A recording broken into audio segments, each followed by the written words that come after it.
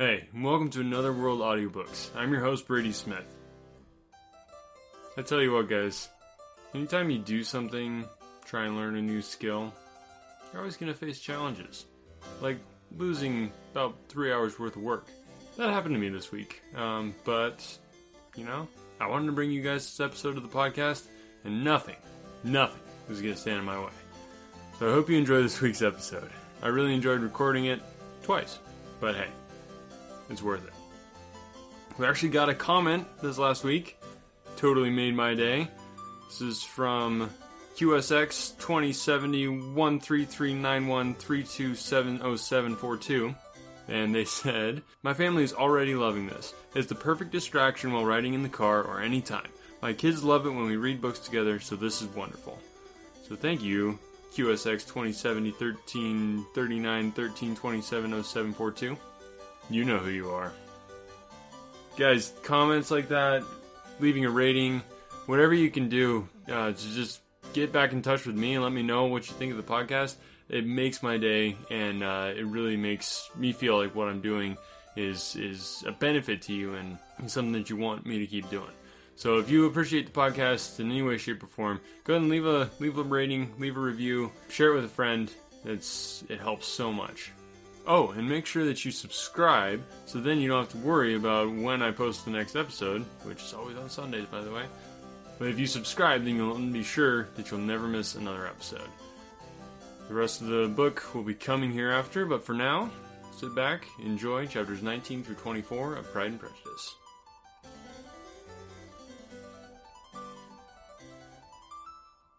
Chapter 19. The next day opened a new scene at Longbourn. Mr. Collins made his declaration in form, having resolved to do it without loss of time, as his leave of absence extended only to the following Saturday, and having no feeling of diffidence to make it distressing to himself even at the moment, he set about it in a very orderly manner, with all the observances which he supposed a regular part of the business. On finding Mrs. Bennet, Elizabeth, and one of the younger girls together, soon after breakfast, he addressed the mother in these words. "May I hope, madame, for your interest with your fair daughter Elizabeth, when I solicit for the honour of a private audience with her in the course of this morning?" Before Elizabeth had time for anything but a blush of surprise, Mrs. Bennet answered instantly. "Oh dear, yes, certainly. I am sure Lizzie will be very happy. I am sure she can have no objection. Come, Kitty, I want you upstairs." And, gathering her work together, she was hastening away when Elizabeth called out, "Dear madame, do not go. I beg you will not go. Mr. Collins must excuse me. He can have nothing to say to me that anybody need not hear. I am going away myself." No, nonsense, Lizzie. I desire you to stay where you are." And upon Elizabeth seeming really, with vexed and embarrassed looks, about to escape, she added, "Lizzie, I insist upon you staying and hearing Mr. Collins." Elizabeth would not oppose such an injunction, and a moment's consideration making her also sensible that it would be wisest to get it over as soon and as quietly as possible, she sat down again and tried to conceal, by incessant employment, the feelings which were divided between distress and diversion. Mrs. Bennet and Kitty walked off, and as soon as they were gone, Mr. Collins began. "Believe me, my dear Elizabeth, that your modesty, so far from doing you any disservice, rather adds to your other perfections. You would have been less amiable in my eyes had there not been this little unwillingness, but allow me to assure you that I have your respected mother's permission for this address. You can hardly doubt the purport of my discourse. However, your natural delicacy may lead you to dissemble. My attentions have been too marked to be mistaken. Also, almost as soon as I entered the house, I singled you out as the companion of my future life. But before I am run away with my feelings on this subject, perhaps it would be advisable for me to state my reasons for marrying, and moreover for coming to Hertfordshire with the design of selecting a wife, as I certainly did." The idea of Mr. Collins, with all his solemn composure, being run away with by his feelings, made Elizabeth so near laughing that she could not use the short pause he allowed in any attempt to stop him further, and he continued. My reasons for marrying, first, that I think it a right thing for every clergyman in easy circumstances, like myself, to set the example of matrimony in his parish. Secondly, that I am convinced that it will add very greatly to my happiness. And thirdly, which perhaps I ought to have mentioned earlier, that is the particular advice and recommendation of a very noble lady, whom I have the honour of calling patroness. Twice has she condescended to give me her opinion, unasked too, on this subject, and it was but the very Saturday night before I left Hunsford, between our pools at quadrille, while Mrs. Jenkinson was arranging Mr. Burke's footstool, that she said, Mr. Collins, you must marry. A clergyman like you must marry. Choose properly, choose a gentlewoman for my sake. And for your own. Let her be an active, useful sort of person, not brought up high, but able to make a small income go a good way. This is my advice. Find such a woman as soon as you can, bring her to Hunsford, and I will visit her. Allow me, by the way, to observe, my fair cousin, that I do not reckon the notice and kindness of Lady Catherine de Bourgh as among the least of the advantages in my power to offer. You will find her manners beyond anything I can describe, and your wit and vivacity, I think, must be acceptable to her, especially when tempered with the silence and respect which her rank will inevitably excite. Thus much for my general intention in favour of matrimony. It remains to be told why my views were directed towards Longbourn instead of my own neighbourhood, where, I can assure you, there are many amiable young women. But the fact is that, being, as I am, to inherit this estate after the death of your honoured father, who, however, may live many years longer, I could not satisfy myself without resolving to choose a wife from among his daughters, that the loss to them might be as little as possible when the melancholy event takes place, which, however, as I have already said, may not be for several years. This has been my motive, my fair cousin, and I flatter myself it will not sink me in your esteem. And now nothing remains for me but to assure you in the most animated language of the violence of my affection. To fortune I am perfectly indifferent, and shall make no demand of that nature on your father, since I am well aware that it could not be complied with, and that £1,000 in the 4 per cents, which will not be yours till after your mother's decease, is all that you may ever be entitled to. On that head, therefore, I shall be uniformly silent, and you may assure yourself that no ungenerous reproach shall ever pass my lips when we are married. It was absolutely necessary to interrupt him now. You are far too hasty, sir, she cried. You forget that I have made no answer. Let me do it without further loss of time. Accept my thanks for the compliment you are paying me. I am very sensible of the honour of your proposals, but it is impossible for me to do otherwise than to decline them. I am now to learn, replied Mr. Collins, with a formal wave of his hand, that it is usual with young ladies to reject the addresses of the man whom they secretly mean to accept when he first applies for their favour, and that sometimes the refusal is repeated a second or even a third time. I am therefore by no means discouraged by what you have just said, and shall hope to lead you to the altar ere long. Upon my word, sir, cried Elizabeth, your hope is a rather extraordinary one after my declaration. I do assure you that I am not one of those young ladies, if such young ladies there are, who are so daring as to risk their happiness on the chance of being asked a second time. I am perfectly serious in my refusal. You could not make me happy, and I am convinced that I am the last woman in the world who could make you so. Nay, were your friend Lady Catherine to know me, I am persuaded she would find me in every respect ill qualified for the situation. Were it certain that Lady Catherine would think so, said Mr. Collins very gravely, but I cannot imagine that her ladyship would at all disapprove of you. You may be certain when I have the honour of seeing her again, I shall speak in the very highest terms of your modesty, economy, and other amiable qualifications. Indeed, Mr. Collins, all praise of me will be unnecessary. You must give me leave to judge for myself, and pay me the compliment of believing what I say. I wish you very happy and very rich, and by refusing your hand, do all in my power to prevent you being otherwise. In making me the offer, you must have satisfied the delicacy of your feelings with regard to my family, and may take possession of Longbourn estate whenever it falls, without any self-reproach. This matter may be considered, therefore, as finally settled. And rising as she thus spoke, she would have quitted the room had Mr. Collins not thus addressed her. When I do myself the honour of speaking to you next on the subject, I shall hope to receive a more favourable answer than you have now given me, though I am far from accusing you of cruelty at present, because I know it to be the established custom of your sex to reject a man on the first application. And perhaps you have even now said as much to encourage my suit as would be consistent with the true delicacy of the female character."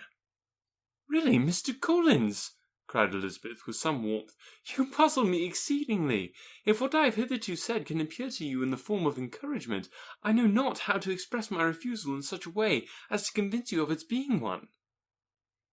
"You must give me leave to flatter myself, my dear cousin, that your refusal of my address is merely words of course. My reasons for believing it are briefly these. It does not appear to me that my hand is unworthy your acceptance, or that the establishment I can offer would be any other than highly desirable. My situation in life, my connections with the family of de Bourgh, and my relationship to your own are circumstances highly in my favour, and you should take it into further consideration that, in spite of your manifold attractions, it is by no means certain that another offer of marriage may ever be made you. Your portion is unhappily so small that it will in all likelihood undo the effects of your loveliness and amiable qualifications. As I must therefore conclude that you are not serious in your rejection of me, I shall choose to attribute it to your wish of increasing my love by suspense, according to the usual practice of elegant females." "I do assure you, sir, that I have no pretensions whatever to that kind of elegance which consists in tormenting a respectable man. I would rather be paid the compliment of being believed sincere. I thank you again and again for the honour you have done me in your proposals, but to accept them is absolutely impossible. My feelings in every respect forbid it. Can I speak plainer? Do not consider me now as an elegant female intending to plague you, but as a rational creature speaking the truth from her heart." "You are uniformly charming," cried he, with an air of awkward gallantry, "and I am persuaded that, when sanctioned by the express authority of both your excellent parents, my proposals will not fail of being acceptable." To such perseverance in wilful self-deception, Elizabeth would make no reply, and immediately and in silence withdrew, determined, if he persisted in considering her repeated refusals as flattering encouragement, to apply to her father, whose negative might be uttered in such a manner as to be decisive, and whose behaviour at least could not be mistaken for the affectation and coquetry of an elegant female. Chapter 20. Mr. Collins was not left long to the silent contemplation of his successful love, for Mrs. Bennet, having dawdled about in the vestibule to watch for the end of the conference, no sooner saw Elizabeth open the door and with quick step pass her towards the staircase than she entered the breakfast-room, and congratulated both him and herself in warm terms on the happy prospect of their near connection. Mr. Collins received and returned these felicitations with equal pleasure, and then proceeded to relate the particulars of their interview, with the result of which he trusted he had every reason to be satisfied, since the refusal which his cousin had steadfastly given him would naturally flow from her bashful modesty and the genuine delicacy of her character. This information, however, startled Mrs. Bennet. She would have been glad to be equally satisfied that her daughter had meant to encourage him by protesting against his proposals, but she dared not believe it, and could not help saying so. "But depend upon it, Mr. Collins, that Lizzie shall be brought to reason. I will speak to her about it directly. She is a very headstrong, foolish girl, and does not know her own interests, but I will make her know it." "Pardon me for interrupting you, madame," cried Mr. Collins, "but if she is really headstrong and foolish, I know not whether she would altogether be a very desirable wife to a man in my situation, who naturally looks for happiness in the marriage state. If therefore she actually persists in rejecting my suit, perhaps it were better not to force her into accepting me, because, if liable to such defects of temper, she could not contribute much to my felicity." "Sir, you quite misunderstand me," said Mrs. Bennet, alarmed. "Lizzie is only headstrong in such matters as these. In everything else she is as good-natured a girl as ever lived. I will go directly to Mr. Bennet, and we shall very soon settle it with her, I am sure." She would not give him time to reply, but hurrying instantly to her husband, called out as she entered the library, "Oh, Mr. Bennet! You are wanted immediately. We are all in an uproar. You must come and make Lizzie marry Mr. Collins, for she vows she will not have him, and if you do not make haste he will change his mind and will not have her." Mr. Bennet raised his eyes from his book as she entered, and fixed them on her face with a calm unconcern which was not in the least altered by her communication. "I have not the pleasure of understanding you," said he, when she had finished her speech. "Of what are you talking?" "Of Mr. Collins and Lizzie. Lizzie declares she will not have Mr. Collins, and Mr. Collins begins to say he will not have Lizzie." "And what am I to do on the occasion? It seems a hopeless business." "Speak to Lizzie about it yourself. Tell her that you insist upon her marrying him." "Let her be called down. She shall hear my opinion." Mrs. Bennet rang the bell, and Elizabeth was summoned to the library. "Come here, child," cried her father as she appeared. "I have sent for you on an affair of importance. I understand that Mr. Collins has made you an offer of marriage. Is it true?" Elizabeth replied that it was. "Very well. And this offer of marriage you have refused?" "I have, sir." "Very well. We now come to the point. Your mother insists upon you accepting it. Is it not so, Mrs. Bennet?" "Yes, or I will never see her again." "An unhappy alternative is before you, Elizabeth. From this day you must be a stranger to one of your parents. Your mother will never see you again if you do not marry Mr. Collins, and I will never see you again if you do." Elizabeth could not but smile at such a conclusion of such a beginning, but Mrs. Bennet, who had persuaded herself that her husband regarded the affair as she wished, was excessively disappointed. "What do you mean, Mr. Bennet, in talking this way? You promised me to insist upon her marrying him." "My dear," replied her husband, "I have two small favours to request. First, that you will allow me the free use of my understanding on the present occasion, and secondly, of my room. I shall be glad to have the library to myself as soon as may be." Not yet, however, in spite of her disappointment in her husband, did Mrs. Bennet give up the point. She talked to Elizabeth again and again, coaxed and threatened her by turns. She endeavoured to secure Jane in her interest, but Jane, with all possible mildness, declined interfering, and Elizabeth, sometimes with real earnestness, and sometimes with playful gaiety, replied to her attacks. Though her manner varied, however, her determination never did. Mr. Collins, meanwhile, was meditating in solitude on what had passed. He thought too well of himself to comprehend on what motives his cousin could refuse him, and though his pride was hurt, he suffered in no other way. His regard for her was quite imaginary, and the possibility of her deserving her mother's reproaches prevented his feeling any regret. While the family were in this confusion, Charlotte Lucas came to spend the day with them. She was met in the vestibule by Lydia, who, flying to her, cried in a half-whisper, "I am glad you are come, for there is such fun here. What do you think has happened this morning? Mr. Collins has made an offer to Lizzie, and she will not have him."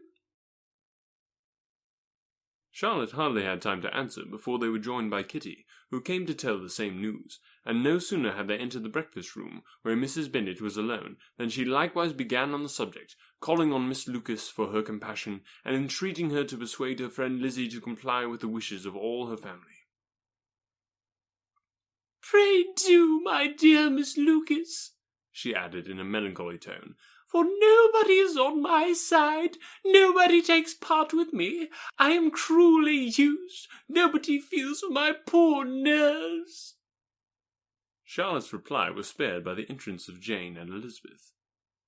"Aye, here she comes," continued Mrs. Bennet, "looking as unconcerned as may be, and caring no more for us than if we were at York, provided she can have her own way. But I tell you, Miss Lizzie, if you take it into your head to go on refusing every offer of marriage in this way, you will never get a husband at all, and I am sure I do not know who is to maintain you when your father is dead.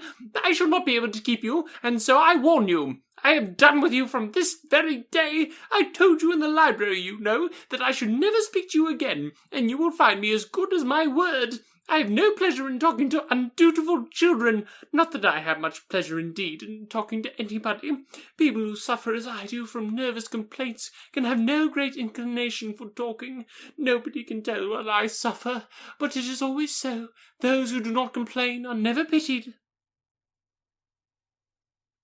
Her daughters listened in silence to this effusion, sensible that any attempt to reason with or soothe her would only increase the irritation. She talked on, therefore, without interruption from any of them, till they were joined by Mr. Collins, who entered the room with an air more stately than usual, and on perceiving whom, she said to the girls, "Now, I do insist upon it, that you, all of you, hold your tongues, and let me and Mr. Collins have a little conversation together." Elizabeth passed quietly out of the room. Jane and Kitty followed, but Lydia stood her ground, determined to hear all she could, and Charlotte, detained first by the civility of Mr. Collins, whose inquiries after herself and all her family were very minute, and then, by a little curiosity, satisfied herself by walking to the window and pretending not to hear. In a doleful voice, Mrs. Bennet began the projected conversation. "Oh, Mr. Collins!" "My dear madame," replied he, "let us be for ever silent on this point. Far be it from me," he presently continued, in a voice that marked his displeasure, "to resent the behaviour of your daughter.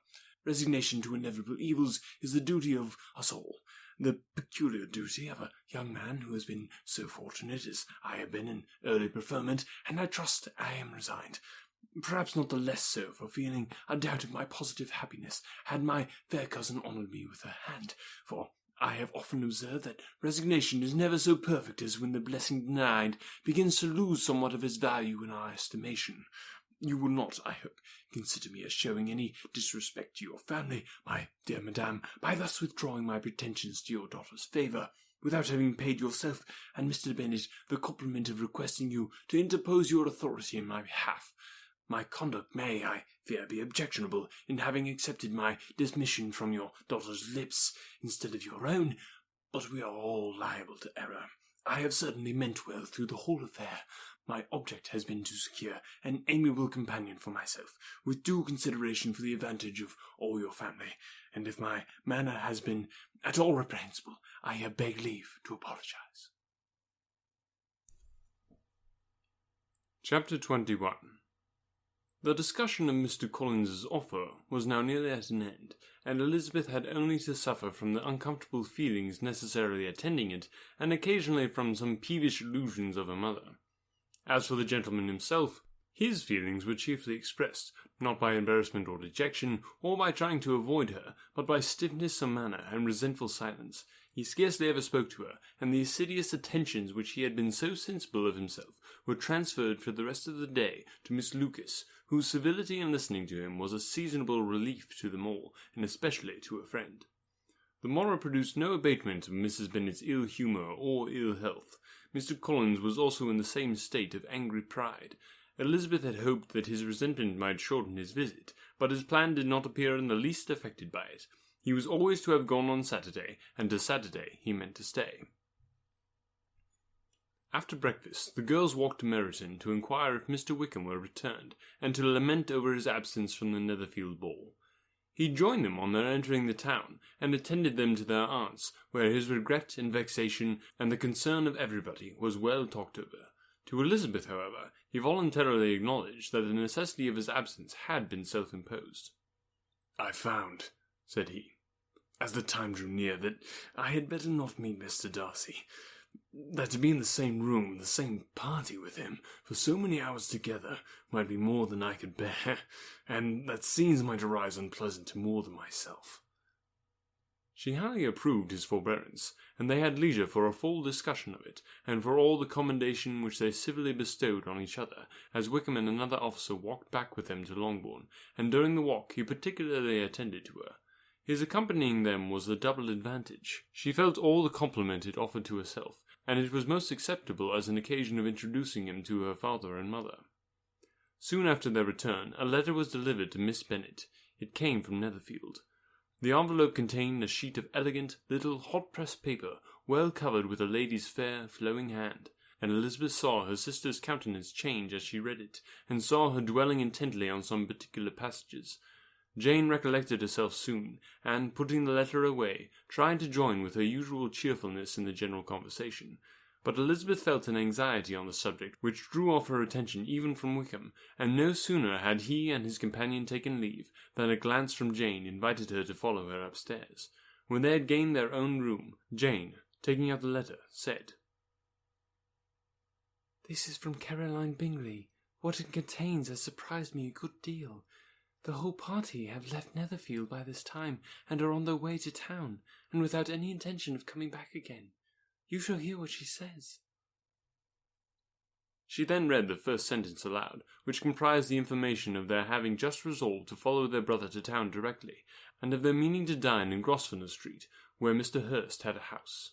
The next was in these words: "I do not pretend to regret anything I shall leave in Hertfordshire, except your society, my dearest friend, but we will hope, at some future period, to enjoy many returns of that delightful intercourse we have known, and in the meanwhile may lessen the pain of separation by a very frequent and most unreserved correspondence. I depend on you for that." To these high-flown expressions Elizabeth listened with all the insensibility of distrust, and though the suddenness of their removal surprised her, she saw nothing in it really to lament. It was not to be supposed that their absence from Netherfield would prevent Mr. Bingley's being there, and as to the loss of their society, she was persuaded that Jane must cease to regard it in the enjoyment of his. "It is unlucky," said she, after a short pause, "that you should not be able to see your friends before they leave the country, but may we not hope that the period of future happiness to which Miss Bingley looks forward may arrive earlier than she is aware, and that the delightful intercourse you have known as friends will be renewed with yet greater satisfaction as sisters? Mr. Bingley will not be detained in London by them." "Caroline decidedly says that none of the party will return to Hertfordshire this winter. I will read it to you. When my brother left us yesterday, he imagined that the business which took him to London might be concluded in 3 or 4 days, but as we are certain it cannot be so, and at the same time convinced that when Charles gets to town he will be in no hurry to leave it again, we have determined on following him thither, that he may not be obliged to spend his vacant hours in a comfortless hotel. Many of my acquaintances are already there for the winter. I wish that I could hear that you, my dearest friend, had any intention of making one of the crowd. But of that I despair. I certainly hope your Christmas in Hertfordshire may abound in the gaieties which that season generally brings, and that your beaux will be so numerous as to prevent your feeling the loss of the 3 of whom we shall deprive you. It is evident by this," added Jane, "that he comes back no more this winter." "It is only evident that Miss Bingley does not mean that he should." "Why will you think so? It must be his own doing. He is his own master. But you do not know all. I will read you the passage which particularly hurts me. I will have no reserves from you. Mr. Darcy is impatient to see his sister, and to confess the truth, we are scarcely less eager to meet her again. I really do not think Georgiana Darcy has her equal for beauty, elegance, and accomplishments, and the affection she inspires in Louisa and myself is heightened into something still more interesting, from the hope we dare entertain of her being hereafter our sister. I do not know whether I ever before mentioned to you my feelings on this subject, but I will not leave the country without confiding them, and I trust you will not esteem them unreasonable. My brother admires her greatly already, and we will have frequent opportunity now of seeing her on the most intimate footing. Her relations all wish the connections as much as his own, and a sister's partiality is not misleading me, I think, when I call Charles most capable of engaging any woman's heart. With all these circumstances to favour an attachment, and nothing to prevent it, am I wrong, my dearest Jane, in indulging the hope of an event which will secure the happiness of so many? What do you think of this sentence, my dear Lizzie? Said Jane as she finished it. Is it not clear enough? Does it not expressly declare that Caroline neither expects nor wishes me to be her sister, and that she is perfectly convinced of her brother's indifference, and that if she suspects the nature of my feelings for him, she means, most kindly, to put me on my guard? Can there be any other opinion on the subject? Yes, there can, for mine is totally different. Will you hear it? Most willingly. You shall have it in few words. Miss Bingley sees that her brother is in love with you, and wants him to marry Miss Darcy. She follows him to town in hope of keeping him there, and tries to persuade you that he does not care about you. Jane shook her head. Indeed, Jane, you ought to believe me. No one who has ever seen you together can doubt his affection. Miss Bingley, I'm sure, cannot. She is not such a simpleton. Could she have seen half as much love in Mr. Darcy for herself, she would have ordered her wedding clothes. But the case is this, we are not rich enough or grand enough for them, and she is the more anxious to get Miss Darcy for her brother, from the notion that when there has been one intermarriage, she may have less trouble in achieving a second, in which there is certainly some ingenuity, and I dare say it would succeed, if Mr. Berg were out of the way.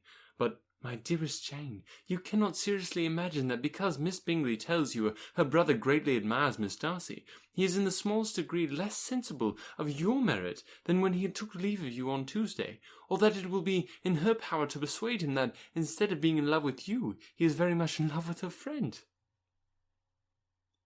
If we thought alike of Miss Bingley, replied Jane, your representation of all this might make me quite easy, but I know the foundation is unjust.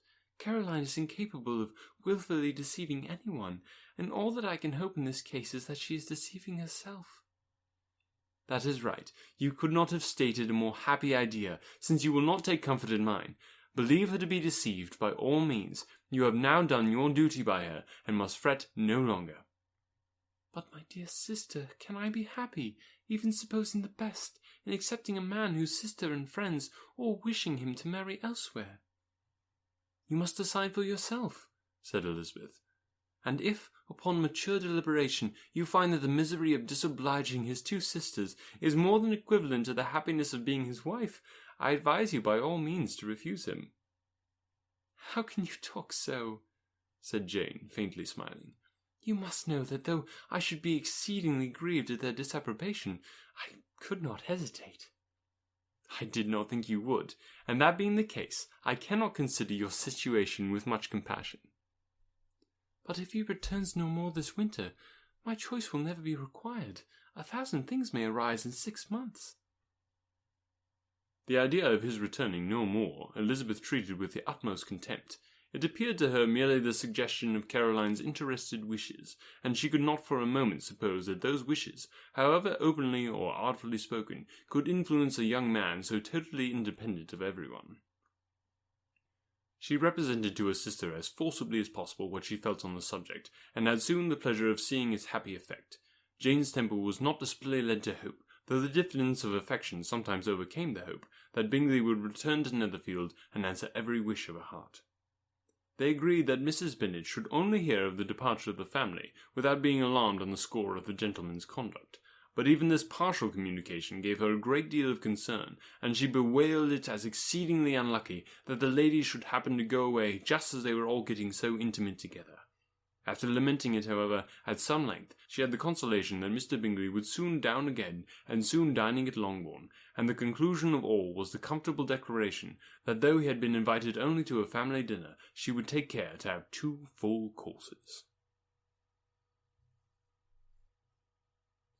Chapter 22. The Bennets were engaged to dine with the Lucases, and again during the chief of the day was Miss Lucas so kind as to listen to Mr. Collins. Elizabeth took an opportunity of thanking her. "It keeps him in good humour," said she, "and I am obliged to you more than I can express." Charlotte assured her friend of her satisfaction in being useful, and that it amply repaid her for the little sacrifice of her time. This was very amiable, but Charlotte's kindness extended farther than Elizabeth had any conception of. Its object was nothing else than to secure her from any return of Mr. Collins's addresses, by engaging them towards herself. Such was Miss Lucas's scheme, and appearances were so favourable, that when they parted at night, she would have felt almost secure of success if he had not been to leave Hertfordshire so very soon. But here she did injustice to the fire and independence of his character, for it led him to escape out of Longbourn House the next morning, with admirable slyness, and hasten to Lucas Lodge to throw himself at her feet. He was anxious to avoid the notice of his cousins, for a conviction that if they saw him depart, they could not fail to conjecture his design, and he was not willing to have the attempt known till its success might be known likewise. For though feeling almost secure, and with reason, for Charlotte had been tolerably encouraging, he was comparatively diffident since the adventure of Wednesday. His reception, however, was of the most flattering kind. Miss Lucas perceived him from an upper window as he walked towards the house, and instantly set out to meet him accidentally in the lane. But little had she dared to hope that so much love and eloquence awaited her there. In as short a time as Mr. Collins's long speech would allow, everything was settled between them to the satisfaction of both, and as they entered the house, he earnestly entreated her to name the day that was to make him the happiest of men, and though such a solicitation must be waived for the present, the lady felt no inclination to trifle with his happiness. The stupidity with which he was favoured by nature must guard his courtship from any charm that could make a woman wish for its continuance, and Miss Lucas, who accepted him solely from the pure and disinterested desire of an establishment, cared not how soon that establishment were gained. Sir William and Lady Lucas were speedily applied to for their consent, and it was bestowed with the most joyful alacrity. Mr. Collins's present circumstances made it a most eligible match for their daughter, to whom they could give little fortune, and his prospects of future wealth were exceedingly fair. Lady Lucas began directly to calculate, with more interest than the matter had ever excited before, how many years longer Mr. Bennet was likely to live, and Sir William gave it as his decided opinion that whenever Mr. Collins should be in possession of the Longbourn estate, it would be highly expedient that both he and his wife should make their appearance at St. James. The whole family, in short, were properly overjoyed on the occasion. The young girls formed hopes of coming out a year or two sooner than they might otherwise have done, and the boys were relieved from their apprehension of Charlotte's dying an old maid. Charlotte herself was tolerably composed. She had gained her point, and had time to consider of it. Her reflections were in general satisfactory. Mr. Collins, to be sure, was neither sensible nor agreeable. His society was irksome, and his attachment to her must be imaginary, but still he would be her husband. Without thinking highly either of men or matrimony, marriage had always been her object. It was the only provision for well-educated young women of small fortune, and however uncertain of giving happiness, must be their pleasantest preservative from want. This preservative she had now obtained, and at the age of 27, without having ever been handsome, she felt all the good luck of it. The least agreeable circumstance in the business was the surprise it must occasion to Elizabeth Bennet, whose friendship she valued beyond that of any other person. Elizabeth would wonder, and probably would blame her, and though her resolution was not to be shaken, her feelings must be hurt by such a disapprobation. She resolved to give her the information herself, and therefore charged Mr. Collins, when he returned to Longbourn to dinner, to drop no hint of what had passed before any of the family. A promise of secrecy was of course very dutifully given, but it could not be kept without difficulty, while the curiosity excited by his long absence burst forth in such very direct questions on his return as required some ingenuity to evade, and he was at the same time exercising great self-denial, for he was longing to publish his prosperous love. As he was to begin his journey too early on the morrow to see any of the family, the ceremony of leave-taking was performed when the ladies moved for the night, and Mrs. Bennet, with great politeness and cordiality, said how happy they should be to see him at Longbourn again, whenever his engagements might allow him to visit them. "My dear madame," he replied, "this invitation is particularly gratifying, because it is what I have been hoping to receive, and you may be very certain that I will avail myself of it as soon as possible." They were all astonished, and Mr. Bennet, who could by no means wish for so speedy a return, immediately said, "But is there not danger of Lady Catherine's disapprobation here, my good sir? You had better neglect your relations than run the risk of offending your patroness." "My dear sir," replied Mr. Collins, "I am particularly obliged to you for this friendly caution, and you may depend upon my not taking so material a step without her ladyship's concurrence." "You cannot be too much on your guard. Risk anything rather than her displeasure, and if you find it likely to be raised by your coming to us again, which I should think exceedingly probable, stay quietly at home, and be satisfied that we shall take no offence." "Believe me, my dear sir, my gratitude is warmly excited by such affectionate attention, and depend upon it, you will speedily receive from me a letter of thanks for this, and for every other mark of your regard during my stay at Hertfordshire. As for my fair cousins, though my absence may not be long enough to render it necessary, I shall now take the liberty of wishing them health and happiness, not excepting my cousin Elizabeth." With proper civilities the ladies then withdrew, all of them equally surprised that he meditated a quick return. Mrs. Bennet wished to understand by it that he thought of paying his addresses to one of her younger girls, and Mary might have been prevailed on to accept him. She rated his abilities much higher than any of the others. There was a solidity in his reflections which often struck her, and though by no means so clever as herself, she thought that if encouraged to read and improve himself by such an example as hers, he might become a very agreeable companion. But on the following morning, every hope of this kind was done away. Miss Lucas called soon after breakfast, and in a private conference with Elizabeth, related the event of the day before. The possibility of Mr. Collins's fancying himself in love with her friend had once occurred to Elizabeth within the last day or two, but that Charlotte could encourage him seemed almost as far from possibility as she could encourage him herself, and her astonishment was consequently so great as to overcome at first the bounds of decorum, and she could not help crying out, "Engaged to Mr. Collins! My dear Charlotte! Impossible!" The steady countenance which Miss Lucas had commanded in telling her story gave way to a momentary confusion here on receiving so direct a reproach, though, as it was no more than she expected, she soon regained her composure and calmly replied, "Why should you be so surprised, my dear Eliza? Do you think it incredible that Mr. Collins should be able to procure any woman's good opinion because he was not so happy as to succeed with you?" But Elizabeth had now recollected herself, and making a strong effort for it, was able to assure with tolerable firmness that the prospect of their relationship was highly grateful to her, and that she wished her all imaginable happiness. "I see what you are feeling," replied Charlotte. "You must be surprised, very much surprised, so lately as Mr. Collins was wishing to marry you, but when you have had time to think it over, I hope you will be satisfied with what I have done. I am not romantic, you know. I never was. I ask only a comfortable home, and considering Mr. Collins's character, connections, and situation in life, I am convinced that my chance of happiness with him is as fair as most people can boast of entering on the marriage state." Elizabeth quietly answered, "Undoubtedly," and after an awkward pause, they returned to the rest of the family. Charlotte did not stay much longer, and Elizabeth was then left to reflect on what she had heard. It was a long time before she became at all reconciled to the idea of so unsuitable a match. The strangeness of Mr. Collins's making 2 offers of marriage within 3 days was nothing in comparison of his now being accepted. She had always felt that Charlotte's opinion of matrimony was not exactly like her own, but she had not supposed it to be possible that, when called into action, she would have sacrificed every better feeling to worldly advantage. Charlotte, the wife of Mr. Collins, was a most humiliating picture, and to the pang of a friend disgracing herself and sunk in her esteem was added the distressing conviction that it was impossible for that friend to be tolerably happy in that lot she had chosen. Chapter 23. Elizabeth was sitting with her mother and sisters, reflecting on what she had heard, and doubting whether she was authorized to mention it, when Sir William Lucas himself appeared, sent by his daughter, to announce her engagement to the family.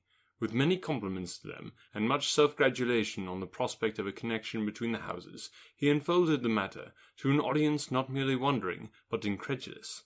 For Mrs. Bennet, with more perseverance than politeness, protested he must be entirely mistaken, and Lydia, always unguarded and often uncivil, boisterously exclaimed, "Good Lord! Sir William, how can you tell such a story? Do you not know that Mr. Collins wants to marry Lizzie?" Nothing less than the compliance of a courtier could have borne without anger such treatment, but Sir William's good breeding carried him through it all, and though he begged leave to be positive as to the truth of his information, he listened to all their impertinence with the most forbearing courtesy. Elizabeth, feeling it incumbent on her to relieve him from so unpleasant a situation, now put herself forward to confirm his account, by mentioning her prior knowledge of it from Charlotte herself, and endeavoured to put a stop to the exclamations of her mother and sisters by the earnestness of her congratulations of Sir William, in which she was readily joined by Jane, and by making a variety of remarks on the happiness that might be expected from the match, the excellent character of Mr. Collins, and the convenient distance of Hunsford from London. Mrs. Bennet was in fact too much overpowered to say a great deal while Sir William remained, but no sooner had he left them than her feelings found a rapid vent. In the first place, she persisted in disbelieving the whole of the matter. Secondly, she was very sure that Mr. Collins had been taken in. Thirdly, she trusted that they would never be happy together. And fourthly, that the match might be broken off. 2 inferences, however, were plainly deduced from the whole.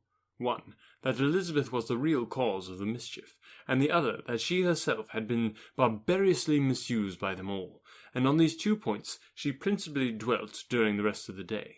Nothing could console, and nothing could appease her, nor did that day wear out her resentment. A week elapsed before she could see Elizabeth without scolding her. A month passed away before she could speak of Sir William or Lady Lucas without being rude, and many months were gone before she could at all forgive her daughter. Mr. Bennet's emotions were much more tranquil on the occasion, and such as he did experience he pronounced to be of the most agreeable sort, for it gratified him, he said, to discover that Charlotte Lucas, whom he had been used to think tolerably sensible, was as foolish as his wife, and more foolish than his daughter. Jane confessed herself a little surprised at the match, but she said less of her astonishment than of her earnest desire for their happiness, nor could Elizabeth persuade her to consider it improbable. Kitty and Lydia were far from envying Miss Lucas, for Mr. Collins was only a clergyman, and it affected them in no other way than as a piece of news to spread at Meryton.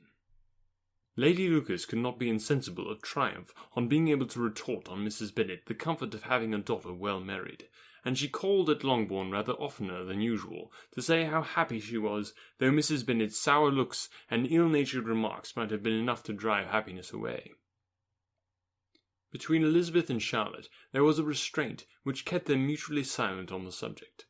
Elizabeth felt persuaded that no real confidence could ever subsist between them again. Her disappointment in Charlotte made her turn with fonder regard to her sister, of whose rectitude and delicacy she was sure her opinion could never be shaken, and for whose happiness she grew daily more anxious, as Bingley had now been gone a week, and nothing more was heard of his return. Jane had sent Caroline an early answer to her letter, and was counting the days till she might reasonably hope to hear again. The promised letter of thanks from Mr. Collins arrived on Tuesday, addressed to their father, and written with all the solemnity of gratitude which a 12-month's abode in the family might have prompted. After discharging his conscience on that head, he proceeded to inform them, with many rapturous expressions, of his happiness in having obtained the affection of their amiable neighbour, Miss Lucas, and then explained that it was merely in the view of enjoying her society that he had been so ready to close with their kind wish of seeing him again at Longbourn, whither he hoped to be able to return on Monday fortnight. For Lady Catherine, he added, so heartily approved his marriage, that she wished it to take place as soon as possible, which he trusted would be an unanswerable argument with his amiable Charlotte to name an early day for making him the happiest of men. Mr. Collins's return in Hertfordshire was no longer a matter of pleasure to Mrs. Bennet. On the contrary, she was as much disposed to complain of it as her husband. It was very strange that he should come to Longbourn instead of Lucas Lodge. It was also very inconvenient and exceedingly troublesome. She hated having visitors in the house while her health was so indifferent, and lovers were of all people the most disagreeable. Such were the gentle murmurs of Mrs. Bennet, and they gave way only to the greater distress of Mr. Bingley's continued absence. Neither Jane nor Elizabeth were comfortable on this subject. Day after day passed without bringing any other tidings of him than the report which shortly prevailed in Meryton of his coming no more to Netherfield the whole winter, a report which highly incensed Mrs. Bennet, and which she never failed to contradict as a most scandalous falsehood. Even Elizabeth began to fear, not that Bingley was indifferent, but that his sisters would be successful in keeping him away. Unwilling as she was to admit an idea so destructive of Jane's happiness, and so dishonourable to the stability of her lover, she could not prevent its frequently occurring. The united efforts of his 2 unfeeling sisters and his overpowering friend, assisted by the attractions of Miss Darcy and the amusements of London, might be too much, she feared, for the strength of his attachment. As for Jane, her anxiety under this suspense was, of course, more painful than Elizabeth's, but whatever she felt she was desirous of concealing, and between herself and Elizabeth, therefore, the subject was never alluded to. But as no such delicacy restrained her mother, an hour seldom passed in which she did not talk of Bingley, express her impatience for his arrival, or even require Jane to confess that if he did not come back, she would think herself very ill-used. It needed all Jane's steady mildness to bear these attacks with tolerable tranquillity. Mr. Collins returned most punctually on Monday fortnight, but his reception at Longbourn was not quite so gracious as it had been on his first introduction. He was too happy, however, to need much attention, and luckily for the others, the business of love-making relieved them from a great deal of his company. The chief of every day was spent by him at Lucas Lodge, and he sometimes returned to Longbourn only in time to make an apology for his absence before the family went to bed. Mrs. Bennet was really in a most pitiable state. The very mention of anything concerning the match threw her into an agony of ill humour, and wherever she went, she was sure of hearing it talked of. The sight of Miss Lucas was odious to her. As her successor in that house, she regarded her with jealous abhorrence. Whenever Charlotte came to see them, she concluded her to be anticipating the hour of possession, and whenever she spoke in a low voice to Mr. Collins, was convinced that they were talking of the Longbourn estate, and resolving to turn herself and her daughters out of the house as soon as Mr. Bennet were dead. She complained bitterly of all this to her husband. "Indeed, Mr. Bennet," said she, "it is very hard to think that Charlotte Lucas should ever be mistress of this house, that I should be forced to make way for her, and live to see her take her place in it." My dear, do not give way to such gloomy thoughts. Let us hope for better things. Let us flatter ourselves that I may be the survivor. This was not very consoling to Mrs. Bennet, and therefore, instead of making any answer, she went on as before. "I cannot bear to think that she should have all this estate. If it was not for the entail, I should not mind it." What should not you mind? "I should not mind anything at all." Let us be thankful that you are preserved from a state of such insensibility. "I never can be thankful, Mr. Bennet, for anything about the entail. How anyone could have the conscience to entail away an estate from one's own daughters, I cannot understand. And all for the sake of Mr. Collins, too. Why should he have it more than anybody else?" "I leave it to yourself to determine," said Mr. Bennet. Chapter 24. Miss Bingley's letter arrived, and put an end to doubt. The very first sentence conveyed the assurance of their being all settled in London for the winter, and concluded with her brother's regret at not having had time to pay his respects to his friends in Hertfordshire before he left the country. Hope was over, entirely over, and when Jane could attend to the rest of the letter, she found little, except the professed affection of the writer, that could give her any comfort. Miss Darcy's praise occupied the chief of it. Her many attractions were again dwelt on, and Caroline boasted joyfully of their increasing intimacy, and ventured to predict the accomplishment of the wishes which had been unfolded in her former letter. She wrote also with great pleasure of her brother's being an intimate of Mr. Darcy's house, and mentioned with rapture some plans of the latter with regard to new furniture. Elizabeth, to whom Jane very soon communicated the chief of all this, heard it in silent indignation. Her heart was divided between concern for her sister and resentment against all others. To Caroline's assertion of her brother's being partial to Miss Darcy, she paid no credit. That he was really fond of Jane, she doubted no more than she had ever done. And much as she had always been disposed to like him, she could not think without anger, hardly without contempt, on that easiness of temper, that want of proper resolution, which now made him the slave of his designing friends, and led him to sacrifice of his own happiness to the caprice of their inclination. Had his own happiness, however, been the only sacrifice, he might have been allowed to sport with it in whatever manner he thought best, but her sister's was involved in it, and she thought he must be sensible himself. It was a subject, in short, on which reflection would be long indulged, and must be unavailing. She could think of nothing else, and yet whether Bingley's regard had really died away, or was suppressed by his friend's interference, whether he had been aware of Jane's attachment, or whether it had escaped his observation, whatever were the case, though her opinion of him must be materially affected by the difference, her sister's situation remained the same, her peace equally wounded. A day or two passed before Jane had courage to speak of her feelings to Elizabeth, but at last, on Mrs. Bennet's leaving them together, after a longer irritation than usual about Netherfield and its master, she could not help saying, "Oh, that my dear mother had more command over herself! She can have no idea of the pain she gives by her continual reflections on him. But I will not repine. It cannot last long. He will be forgot, and we shall all be as we were before." Elizabeth looked at her sister with incredulous solicitude, but said nothing. "You doubt me," cried Jane, slightly colouring. "Indeed, you have no reason. He may live in my memory as the most amiable man of my acquaintance, but that is all. I have nothing either to hope or fear, and nothing to reproach him with. Thank God, I have not that pain. A little time, therefore, I shall certainly try to get the better." With a stronger voice, she soon added, "I have this comfort immediately, that it has not been more than an error of fancy on my side, and that it has done no harm to anyone but myself." "My dear Jane," exclaimed Elizabeth, "you are too good. Your sweetness and disinterestedness are really angelic. I do not know what to say to you. I feel as if I had never done you justice, or loved you as you deserve."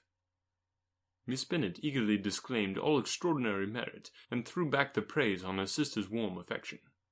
"Nay," said Elizabeth, "this is not fair. You wish to think all the world respectable, and are hurt if I speak ill of anybody.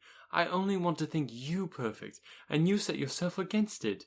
Do not be afraid of my running into any excess, of my encroaching on your privilege of universal goodwill. You need not.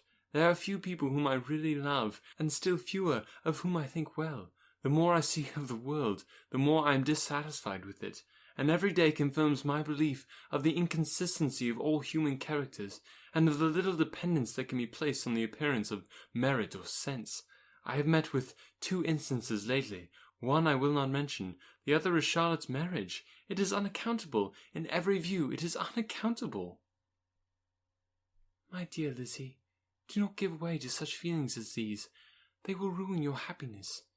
You do not make allowance enough for difference of situation and temper.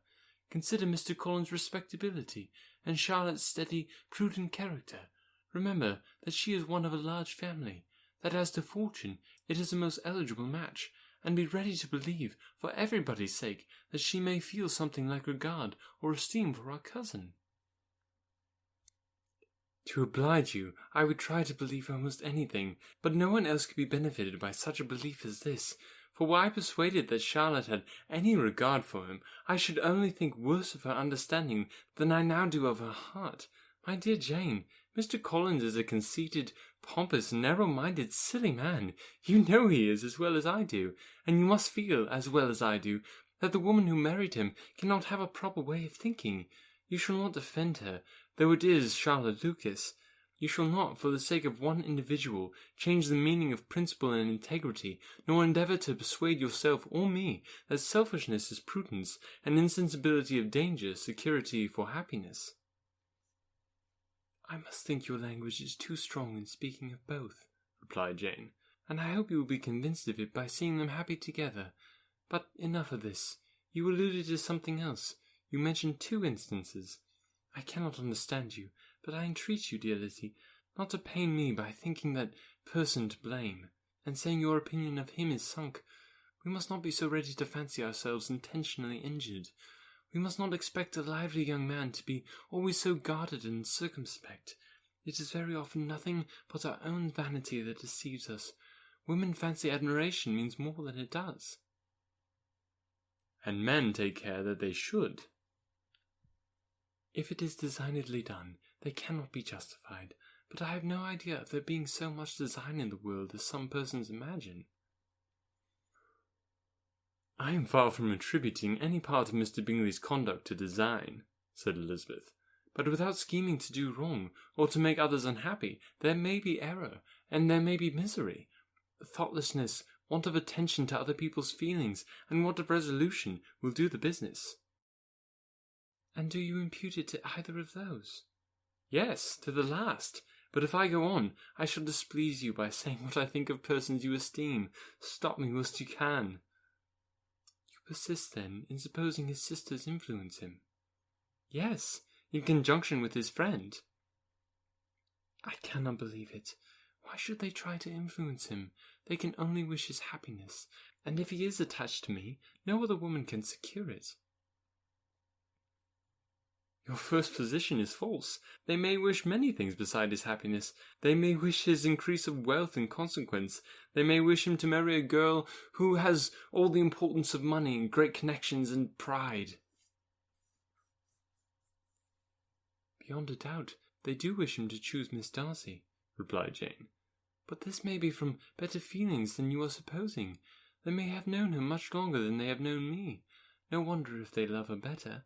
But whatever may be their wishes, it is very unlikely they should have opposed their brothers. What sister would think herself at liberty to do it, unless there was something very objectionable? If they believed him attached to me, they would not try to part us. If he was so, they could not succeed. By supposing such an affection, you make everybody acting unnaturally and wrong, and me most unhappy. Do not distress me by the idea. I am not ashamed of having been mistaken, or at least, it is light. It is nothing in comparison of what I should feel in thinking ill of him or his sisters. Let me take it to the best light, in the light in which it may be understood. Elizabeth could not oppose such a wish, and from this time Mr. Bingley's name was scarcely ever mentioned between them. Mrs. Bennet still continued to wonder and repine at his returning no more, and though a day seldom passed in which Elizabeth did not account for it clearly, there was little chance of her ever considering it with less perplexity. Her daughter endeavoured to convince her of what she did not believe herself, that his attentions to Jane had been merely the effect of common and transient liking, which ceased when he saw her no more. And though the probability of the statement was admitted at the time, she had the same story to repeat every day. Mrs. Bennet's best comfort was that Mr. Bingley must be down again in the summer. Mr. Bennet treated the matter differently. "So, Lizzie," said he one day, "your sister is crossed in love, I find. I congratulate her. Next to being married, a girl likes to be crossed a little in love now and then. It's something to think of, and it gives her a sort of distinction among her companions. When is your turn to come? You will hardly bear to be long outdone by Jane. Now is your time. Here are officers enough in Meryton to disappoint all the young ladies in the country. Let Wickham be your man. He is a pleasant fellow, and would jute you credibly." "Thank you, sir, but a less agreeable man would satisfy me. We must not all expect Jane's good fortune." "True," said Mr. Bennet, "but it is a comfort to think that whatever of that kind may befall you, you have an affectionate mother who will make the most of it." Mr. Wickham's society was the material service in dispelling the gloom which the late perverse occurrences had thrown on many of the Longbourn family. They saw him often, and to his other recommendations was now added that of general unreserve. The whole of what Elizabeth had already heard, his claims of Mr. Darcy, and all that he had suffered from him, was now openly acknowledged and publicly canvassed, and everybody was pleased to know how much they had always disliked Mr. Darcy before they had known anything of the matter. Miss Bennet was the only creature who could suppose there might be any extenuating circumstances in the case, unknown to the society of Hertfordshire. Her mild and steady candour always pleaded for allowances, and urged the possibility of mistakes, but by everybody else Mr. Darcy was condemned as the worst of men.